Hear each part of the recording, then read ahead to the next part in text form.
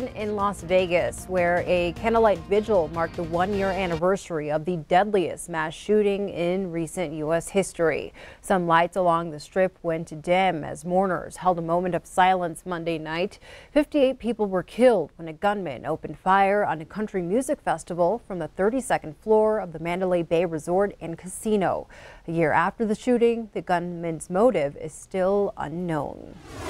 Back here in Montana, the campaign battle over Initiative 185 just keeps getting more and more expensive. So far, between both sides, a total of $17 million has been spent or raised on the so-called tobacco tax initiative. I-185 would raise state tobacco taxes and make Montana's Medicaid expansion permanent, which provides health care coverage to nearly 100,000 low-income Montanans. Tax revenue from I-185 would help pay the state's cost of Medicaid expansion and fund some other state programs. Last month, the maker of Marlboro cigarettes donated $3.5 million to the campaign against I-185. In total, 2 tobacco companies have put more than $12 million into the campaign against the initiative. I-185 supporters have raised or spent a total of nearly $5 million in their campaign. Montana hospitals are behind most of the $2.7 million the campaign brought in last month. Montana Governor Steve Bullock and representatives from both St. Vincent Healthcare and Billings Clinic joined together on Monday to show support. Governor Bullock says the initiative is good for our economy and it's good for the health care of Montanans, our seniors, and our veterans. What it does is it fully funds our Medicaid expansion population, which is about 100,000 Montanans that get health care. Provides new money for senior citizens, for our veterans, and it also provides dollars for tobacco cessation and prevention. From an emergency physician's perspective is access. This provides primary care access to reduce health care cost and utilization, and that affects us all. When the cost of insurance is increasing faster than the rate of inflation for a decade, we've got to stem the tide, and this is one of the ways. Opponents of I-185 are against permanently funding Medicaid expansion and are concerned about what they call the high cost of the program.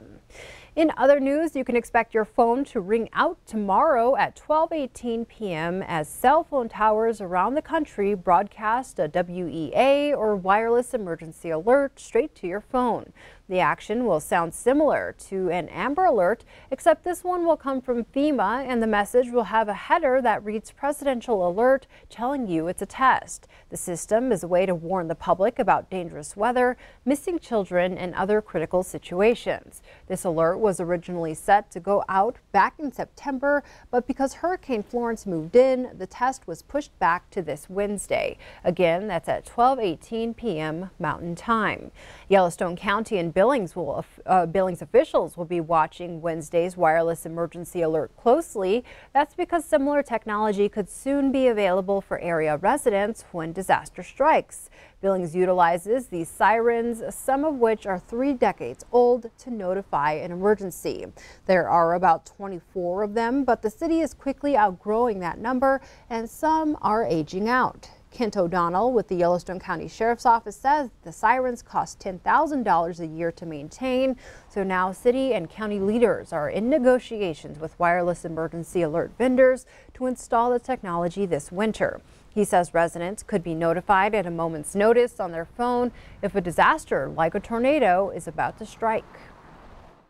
So we've been looking at a couple different vendors to come up with our own system, and if this all works out, there'll be a partnership between Yellowstone County and the city of Billings, and we could do everything from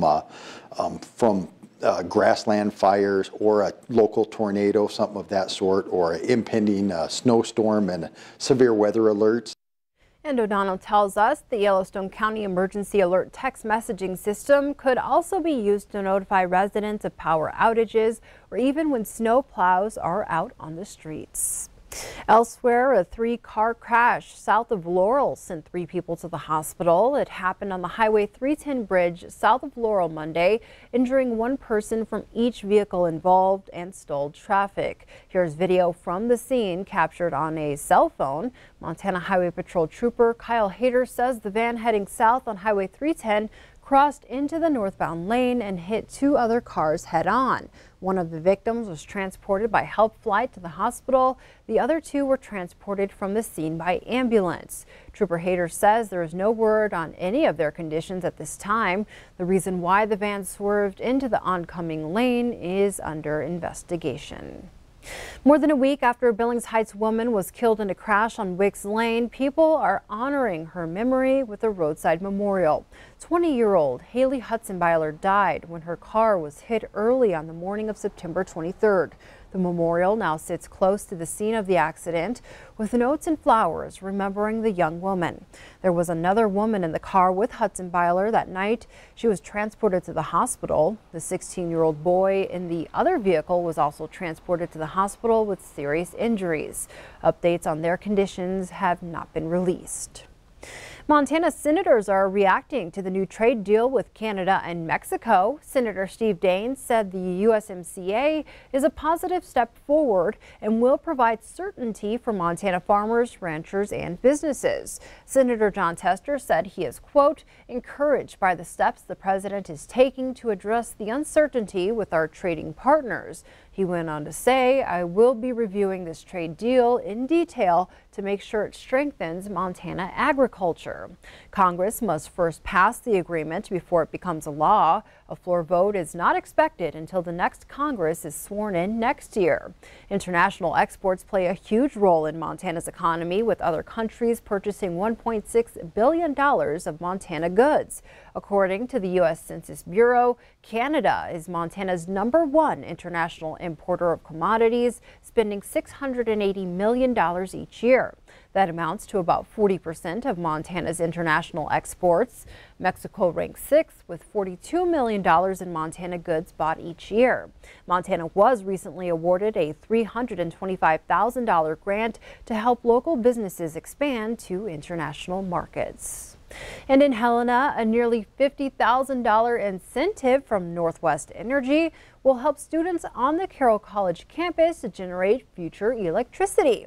A 38-kilowatt solar array will be installed on the roof of the campus center and will generate nearly $6,000 worth of electricity each year. Carroll College educators say the project is good for the campus and a great opportunity for students to learn.